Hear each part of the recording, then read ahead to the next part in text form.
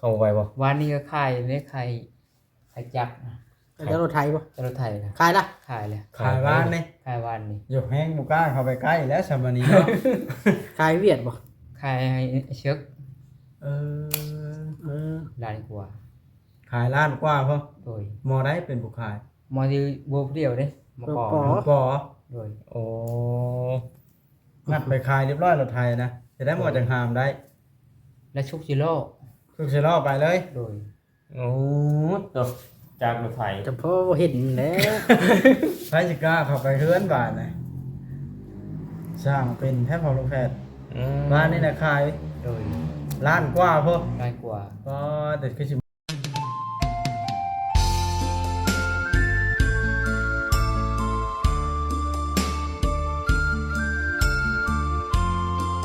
สบายดีเด้อพี่น้องเนาะมื้อนี้เบาลิมาหาพี่ชายของสามหนุ่มพี่น้องเนาะก็คือหนุ่มเลิงพี่น้องเนาะหนุ่มเลิงนี่ก็คือเฮือนชานบ้านช่องของเราทางหลังพี่น้องบ่มีเฮือนอยู่เนาะเราก็อาศัยน้องละตอนนี้นะพี่น้องเนาะเฮือนแม่แท้ๆแต่ว่าคนละพ่อเนาะก็ลำบากแน่แหละพี่น้องเอ้ยเนาะนี่ล่ะนี่คือเฮือนชานของเรานี่จะเป็นรถไถพี่น้องเนาะรถไถของสามหนุ่ม บ่เหลือรถไถก็ได้เอาจักรมันไปขายเหลือแต่โค้งมันนี่โจมมาได้ตามเบิ่งนี่เอาไปจ้องโค้งมันนี่โจมมาได้อันนี้เรือนชานของหนุ่มเลิ้งอันนี้เรือนตุตีน่ะไปพี่น้องกับเบิ่ง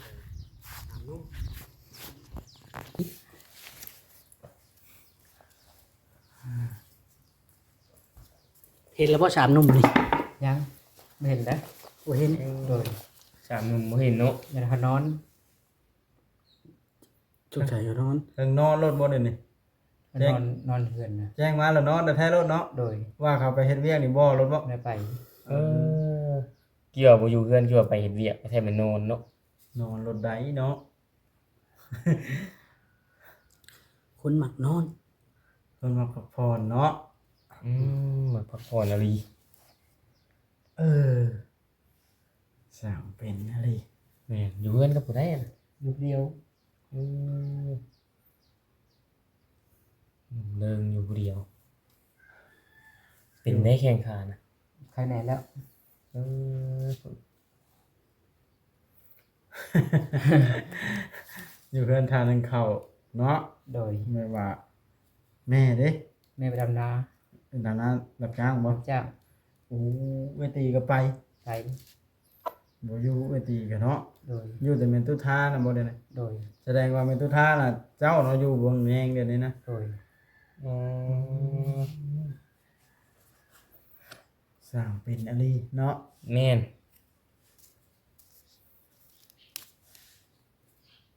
แม่นเจ้าบ่เจ็บขานี่ไปแล้วเจ้าก็เนาะ โดยดูครับ ก็บ่เจ็บขาได้บ่อยู่ซักโต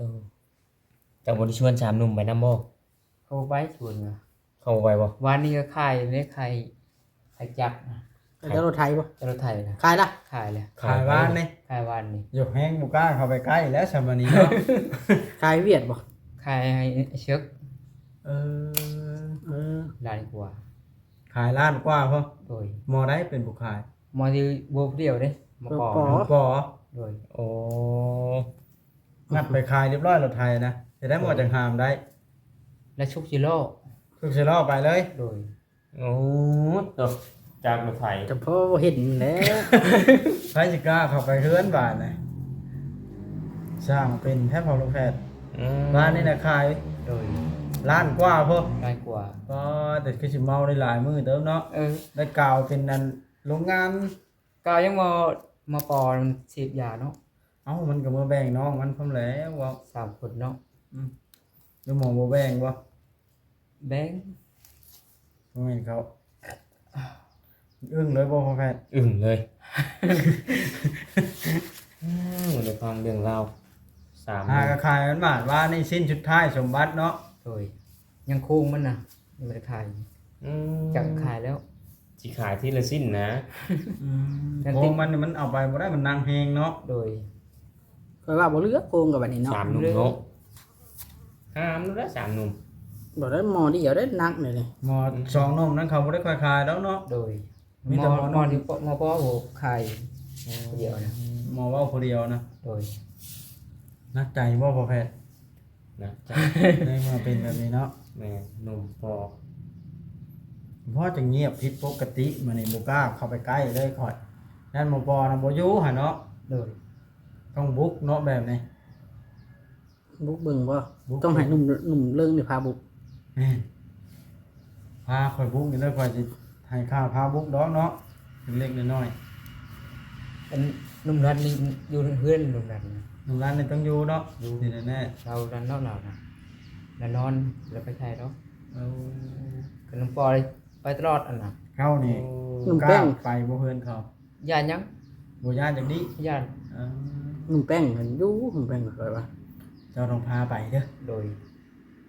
น้องแป้งไปดำนาแล้วมันนั่นครับเราไปได้ หนุ่มแป้งไปดำนา โดย น้องชายล่าหมู่นะ โดย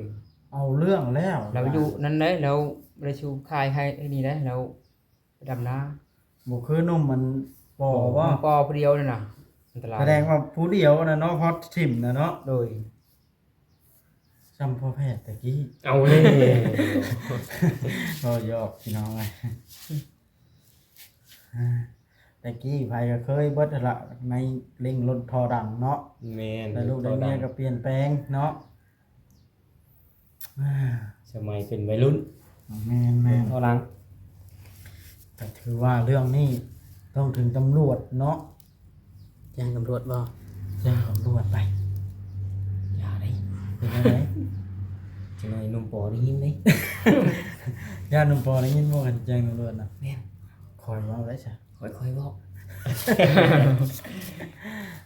ล้านฝ่ายช้างรถไทยเนาะปัตเตอร์ปกติชื่อเป็น ยังติดได้อยู่วะนะ ได้ยังมันจะตายได้ อ่า ยังไทยนาได้ ใช้ได้ โดย ก็ตก ปกติเป็น10 ล้านเนาะ จะได้เด้เนาะแม่นก็ชื่อเอาก็ดี เขาจับได้ชื่อของโจร บ่ได้มันขายของมันเองนะ เนาะ เนาะ มันบ่แม่นของโจรช่ำเนาะ อือ ของมันเอง ของมันเอง ใช่ไหม ของแม่มันนอกแม่มันโบบ่ได้เลยก็ปล่อยเลยกระได้ยังเรามาขายให้แล้วก็ได้ได้ เออ ใช่นะ ถ้าเจ้าบ่ซื้อเอาได้แล้วนะ โดย อืม ดองมันไปขายให้ผู้อื่นอีกเด้ มันมาตัดไปอีกแล้วเนาะ ว่าของมันเนาะ อ่า ก็เอาแล้วคอยอยู่นี่ เจ้าใช่หรือว่าขนาวน่ะ โอ้ยเอามึงก็ใช่เลย บ่ว่าดอก อีหลี เจ้ากล้าบ่เดี๋ยวนี้ ยานยัง เฮ้ยโหดกระโดดคนบ่ดีเนาะ เลยมันก็แพ้อยู่บ่ได้แล้วหอย เรื่องอะ ดี เก่งนี่ เขาก็บ่ได้เก่งได้เก่งเนาะ บ่ ก็จะ มันหักบ่มักคนเฮ็ดแบบนั้นเนาะ โดย รักษาเฮือนชานกุ้มต้องเก่งนะแบบน้องแม็กนะรักษาบ่กุ้มเขาจะเข้าได้เข้าเอามาเอาโลดเนาะ มันน้อยนะ มันน้อยคนเนาะ ใจมันยังบ่กล้าเนาะ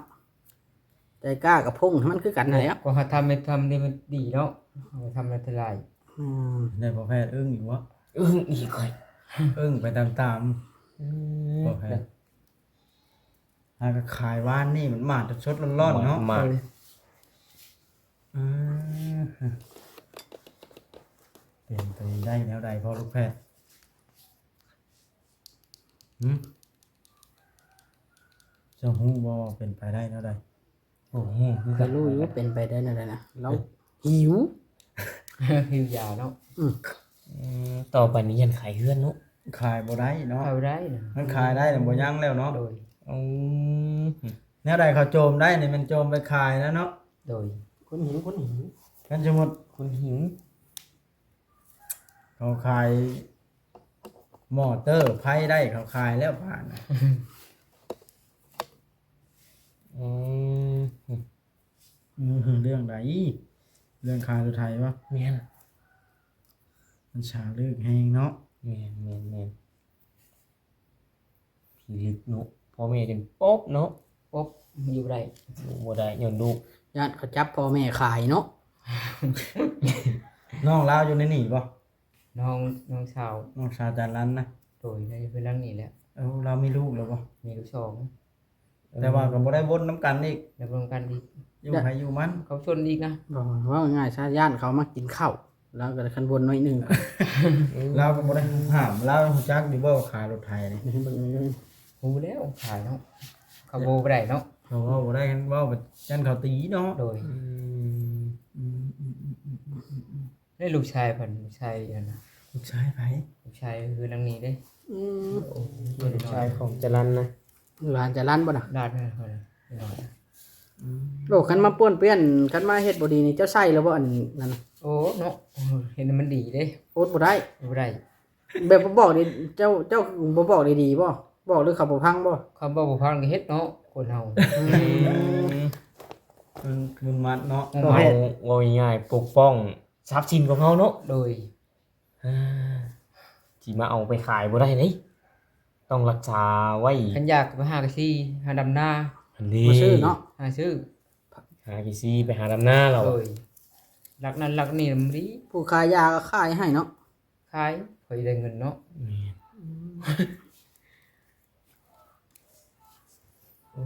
เพราะว่าเขาอยากจับคนขายยาบ่ยากดอกถามพวกแบบลึกๆลักๆไปดิเขาก็บอกว่า บ่ได้ไปเขาจะลั่นนี่มันหักบ่อยากจับซื่อๆนี่แล้วเนาะ โดย อืมเจ้าก็เคยไปบ่ คือไปนะ ไปชื่อเอ้ย บ่แล้วเนาะ ไปก็เป็นช่วงข่อยเวลา อืม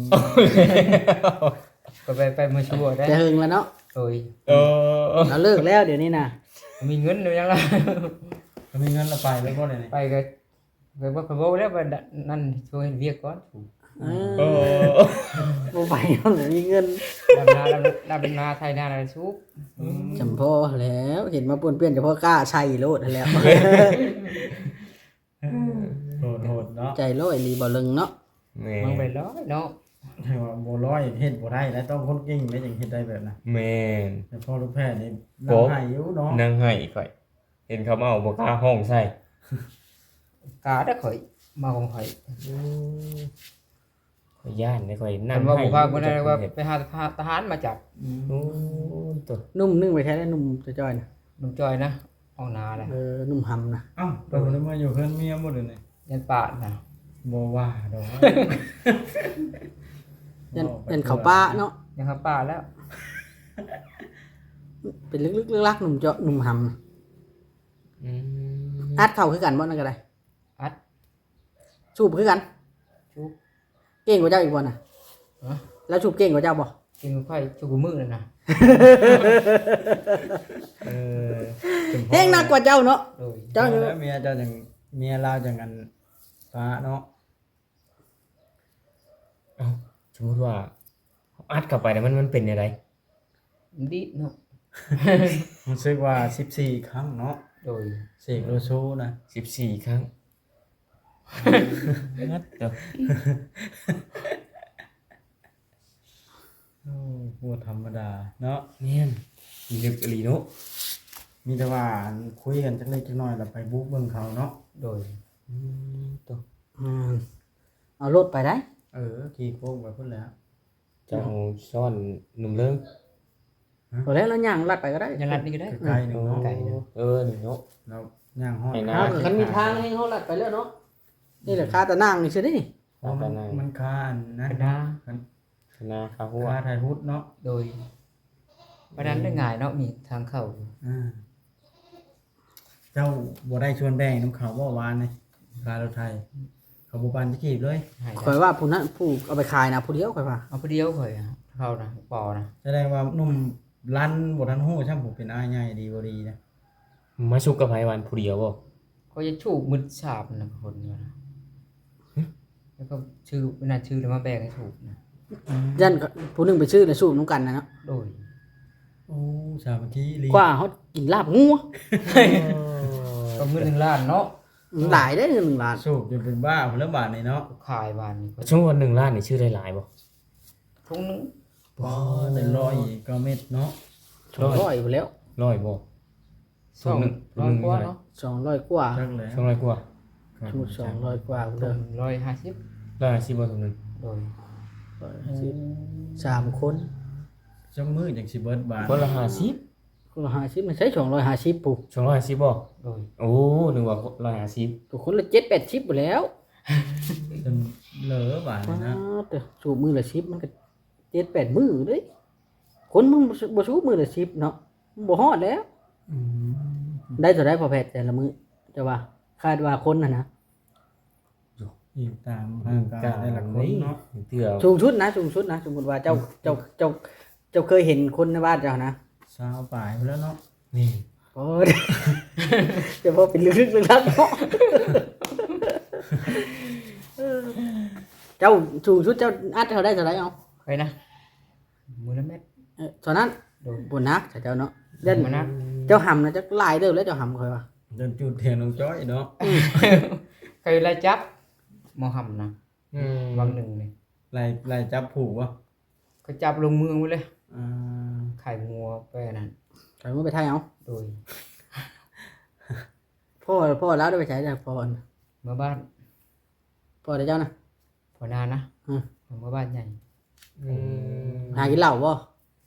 เราอยู่เฮือนลูกแล้วลูกชาย แล้วอยากกินเหล้าหรือเปล่าดิ อย่าแล้ว แต่เก่าคือนอนไปทั่วที่ เรามันป่วยแหงแล้ว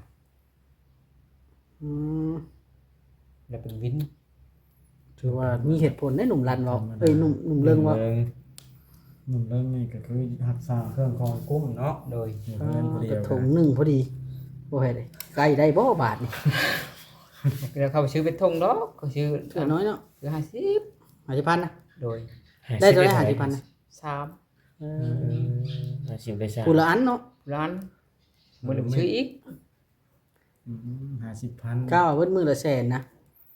เพราะว่าชาวแรงเด้อัด พอ เขา ว่าพอว่ามือละแสน ก็ยังบ่พอดอกเขานะ บ่พอเนาะ ชาวแรงอัดเขาไปว่า ทุกรอดนะ แสดงว่ายันมือละพุละ3เนาะ กระชูบอยู่นะจมเปรี้ยวนะ ชูเลยจมเดียว มาปอนะ เว้าเลยเลย โว้เลยว่าเปรี้ยวเลยมันคืน อืม จักว่าหยัง จะโวยังบ่เข้าใจ บ่ธรรมดาเนาะพอรู้ เดี๋ยวว่าสมมุติเขามาปั่นนี่เอาบ่นี่บ่เอาเนาะ เอา ต้องชื่อเองเนาะ ซื้อเอง เพิ่นบ่อยากเอาของไผอ่านนี่ เมื่อยคอยชูแล้วเมื่อย ชู กันบ่เฮ็ดเวียกได้ เพิ่นเรียนแล้วชูเมื่อย ชูบแล้วนอนอยู่เห็นบ่เขานะเนาะ ชูแล้วมีวันนี้เมื่อย อืม อยู่ไปอยู่เห็นเรียกแต่ไปบ่ได้ ก็เจ็บตีนเนาะ เจ็บตีน เวลามันเมื่อแฮงเนาะ โดย แบบว่าเมื่อแห้งเลยนอนอย่างเดียวน อนอย่างเดียว สองมื้อก็บ่วะนอนๆนะ คันเฮาเฮ็ดเรียกนะได้มันเหือเฮาออกเด้ อืม พอแพทย์เคยเจอมานั่นอยากนอนบ่แบบว่าเคยเจอคนในบ้านจ้ะนะ ก็เห็นเขานอนเป็นมึงไง เออ แบบนุ่มๆลั่นนี่แหละ ลืมลึกๆลักๆเลยคนแถวบ้าน นอน จ้ะ ครับหมายความว่ามันมึนฤทธิ์นั่นน่ะ เออมันเมื่อ มันมึนฤทธิ์เมื่อย มันเมื่อเนาะ มันเมื่อแห้ง เมื่อย หรือไปมันนำบ่ได้นี่เมื่อยเด้ กันย เฮ็ดได้มันเมื่อยเลยเฮ็ดได้มัน นอน หรือนอนพักผ่อน พักผ่อนเลยอันนี้ อัดอีกคือเก่าอีก คนนอนดูๆนี่คนนอนพักผ่อนเก่งๆนี่แม่นแล้วเนาะ แม่นรู้เลย เออ ถือว่าเฮามาเรียนรู้เรื่องการสูบยาม่าได้นี่พี่น้อง เอาเลย การเป็นอะไรหั่น เอา นะ พังเนาะ ประสบ จาก การ ผู ณ์ พันประสบการณ์ ถือว่าเราเป็นวิทยาทานพอแพทย์เอ้ย อัดเขาสมมุติว่าอัดลายนี่จักแล่นบ่คือเป็นจังได๋ อันลายก็บ่ดีเนาะ บ่ดี บ่ดี แม่น บ่แม่นบ่แห้งหันแห้ง แฮงหันแฮงบ่เมื่อยบ่เห็นบ่ แฮงเมื่อย แฮงเมื่อยอีก มันคุมสมองเฮาเด้ มันเป็นอยู่ในสมองเขานี่ ตกถือแบบนั้นมันทำอะไรไม่ถูกเลยนะ ทำอะไรไม่ถูกเลย เออ เลอะๆเละ เลียเลยนะ ๆกลายเป็นบ้าจังหน่อยเนาะ แม่นอันนี้เนี่ยขออนุญาตถามนํแบบจักมือแล้วเจ้าบ่ทันบ่ได้อัดนี่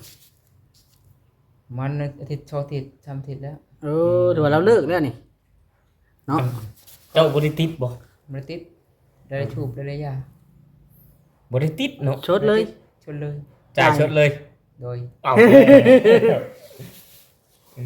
ข่อยได้ยินคือกันคนในบ้านข่อยบ่ได้ติด มีกระสูบบ่มีกระบ่สูบบ่ แม่น มันบัดมีอยู่หั่ บั น ตรได้ เอา เงินบัตรไปชื่ออยู่หั่นบ่ได้ติดได้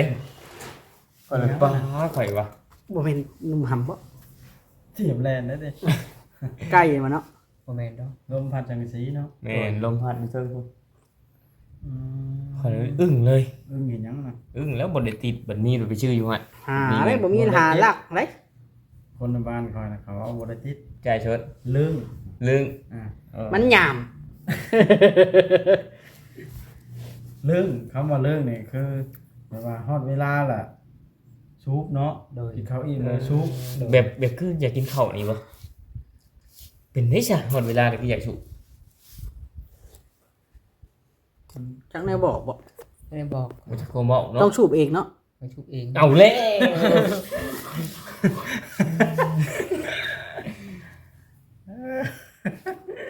มึงบ่แพทย์อันนั้นนี่ มึงดูดีดิ อ่า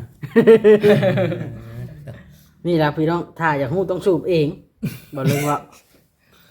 แล้วเล่าเท่าไหร่ก็บ่คือเฮาประสบการณ์เองได้เนาะ โดย กองไปนี่ หาตรงแบบทดลองเอง หักบ่ทดลองแล้วล่ะเบาลินี่ยอมแล้วเรื่องไปนี่ บ่ฮู้ก็ย่ามัน พอได้พังเหตุการณ์ที่เจ้าเล่ามากับ นั่นเพราะว่าเฮาย่านได้ราคาจักรถไทยรถทิวนะคันเฮาคุมตัวเองบ่ได้เนาะ โดย มันคงตัวเองบ่ได้นี่ขายรถไถเห็นบ่ คันหาชูปิยะหาชูหาเอง อืม ไปหาชีหรือดำนา ได้มาแล้วซื้อเนาะ ซื้อหาไปรักของไผ่ ฝันบ่มีได้ซะ ฮะ บัดบ่มีได้ซะ มีเฮาอยู่ บ่ซื้อเนาะ ไปชู แม่นบ่ แม่น เจ้ามันบ่ทันได้เห็นแก่คือหนุ่มปอแล้ววะ มีแต่ว่าอันนั้น อย่าไปหา บุกพระให้อันเพิ่นพาบุกไปหานุ่มสามนุ่มก่อนว่าขายรถแล้วเป็นได้เนาะ แม่น ตอนนี้บ่แม่นเงียบแบบนี้ เจ้าว่าหนุ่มรันบ่ฮู้จังบ่จักเนาะ นั่นแหละเงียบแบบนี้บ่แม่นมีแนวแล้วบ่ย่าน แล้ว แนวบ่ดีแล้วต้องไปกวดเบิ่ง แม่น โอเคคลิปนี้ก็จบคลิปอ่ะสบายดีพาไปคลิปหน้ากันไปเบิ่งเนาะ